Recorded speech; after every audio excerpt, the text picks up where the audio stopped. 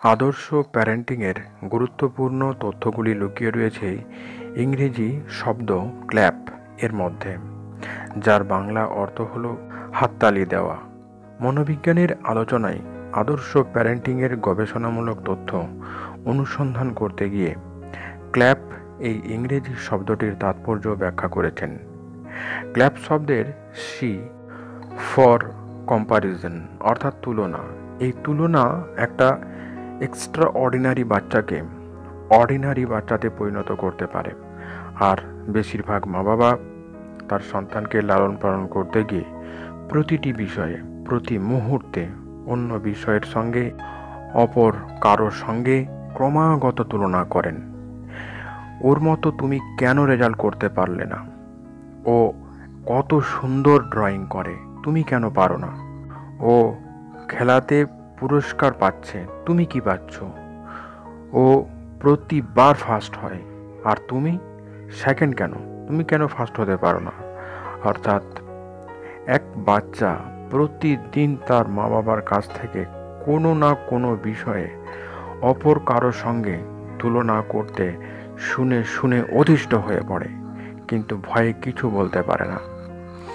এখন এই বাচ্চাটি বড় হয়ে যদি মা কিংবা বাবাকে অন্য কোনো বন্ধুর মা বাবার সঙ্গে তুলনা করে বলে, ওর মা তো এত স্মার্ট, ইংরেজিতে কথা বলতে পারে, BMW করে প্রতিদিন স্কুলে যায়, দামি গ্যাজেট ব্যবহার করে, বিশাল বাংলোতে থাকে, তখন আপনার বা আপনাদের কেমন ফিল হবে?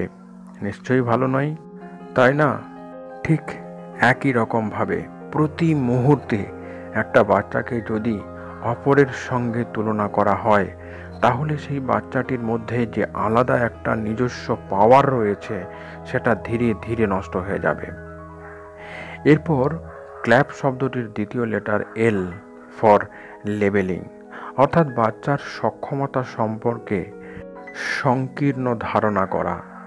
যেমন অনেক মা বাবা যখন অন্য কোনো প্রতিবেশী বা আত্মীয়দের সঙ্গে মিলিত হন, তখন তারা বলে থাকেন, আমার বাচ্চা এটা একদম পারে না, ওটা করতে একদম ভালোবাসে না, এ তো অন্যের সঙ্গে মিশতেই পছন্দ করে না, ও ওটা খেতে পছন্দ করে না।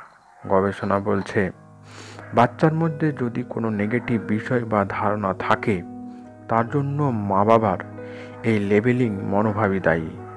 একটা সন্তানকে যখন বলা হচ্ছে যে সে এটা পারে না, ওটা পারে না, এটা পছন্দ করে না, তখন বাচ্চার সাবকনশাস মাইন্ডে ধারণা তৈরি হয় যে সে সত্যিই সেটা পারে না। এতে বাচ্চা সংকীর্ণ মনোভাব সম্পন্ন এবং গণ্ডিবদ্ধ স্বভাবের হয়ে পড়ে।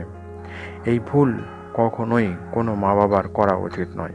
ক্ল্যাপ শব্দের তৃতীয় লেটার এ ফর অ্যাসপিরেশন, অর্থাৎ চাহিদা অনুসারে লক্ষ্য নির্ধারণ। এক্ষেত্রে বেশিরভাগ মা বাবা নিজেদের ভাবনাকে সন্তানের ওপরে জোর করে চাপিয়ে দেয়।